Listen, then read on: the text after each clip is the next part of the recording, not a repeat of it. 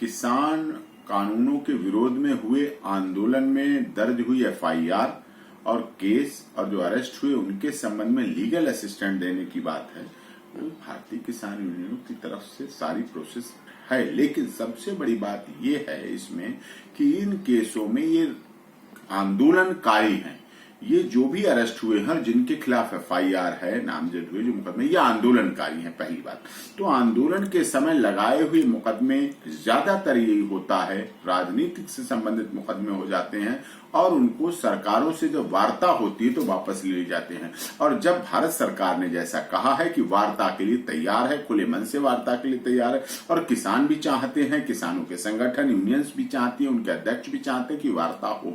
जब वार्ता भारत सरकार और उनके बीच में शुरू होगी और उससे अवश्य निश्चित ही फल मिलेगा, अच्छा रिजल्ट आएगा, उसका परिणाम अच्छा आएगा। तो जब वार्ता होगी तो सबसे पहले वार्ता होने की शर्त यही है कि जो भी मुकदमे लगाए गए हैं, जो लोग जेल में है, वो वापस लिए जाएं और उनको रिहा किया जाए, छोड़ा जाए, जिससे कि आंदोलन के दौरान ये जो संगतियां पैदा हुई हैं वो खत्म हो।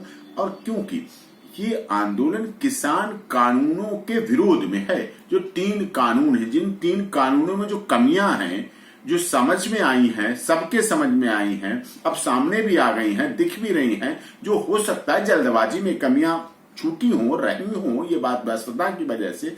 और दूसरी बात, ये आंदोलन सिर्फ इन 3 कानूनों के खिलाफ है, ना तो ये आंदोलन किसानों का आंदोलन किसी राजनीति से प्रेरित है, ना राजनीतिक लोगों ने हाईजेक किया है। राजनीतिक लोगों का काम पहुंचना होता है, संवेदना व्यक्त करना होता है, जाना होता है।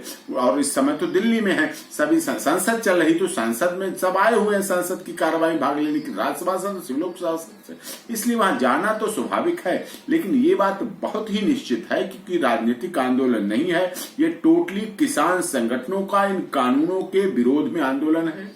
ये आंदोलन मोदी जी या योगी जी के विरोध में नहीं है, ये आंदोलन भारतीय जनता पार्टी के विरोध में नहीं है, ये आंदोलन इन कानूनों के विरोध में है, इन 3।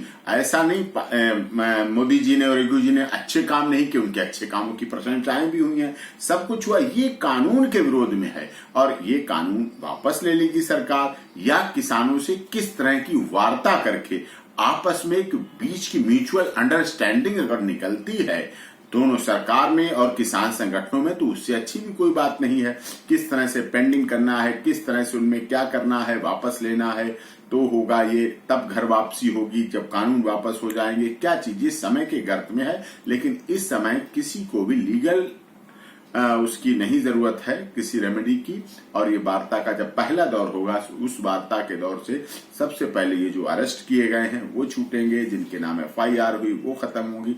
और वो सारी एफआईआर सीआरपीसी का प्रोविजन कहता है कि यदि सरकार चाहे तो वो लिखेगी, सरकार अनुशंसा देगी, अनुशंसा के बाद उसमें स्टैंडिंग काउंसिल देंगे और कोर्ट में देके भी ये केस पूरी तरह से खत्म हो जाएंगे और जो लोग अरेस्ट किए हैं वो बरी हो जाएंगे।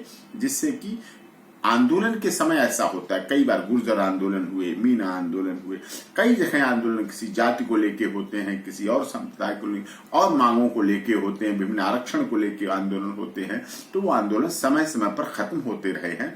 और इसीलिए कितने माननीय सांसदों पर हैं, मुख्यमंत्रियों पे हैं, केसों की लाइन लगी होती, लंबी लंबी लिस्ट होती है, तो वो सभी समय समय पर पूरी तरह से उनको खत्म कर दिया जाता है। और माननीय प्रदेश के जो गवर्नर साहब होते हैं, महामहिम गवर्नर साहब, राज्यपाल महोदय होते हैं, उनको भी अधिकार होता है कि उनकी अनुशंसा करके उन केसों को खत्म कर दिया जाए। इसलिए इसमें किसी तरह की लीगल रेमेडी की कोई आवश्यकता नहीं है। यदि आवश्यकता है तो भारतीय किसान यूनियन पूरी तरह से, लोक शक्ति, भानु और सभी पूरी तरह से उसके लिए तैयार है।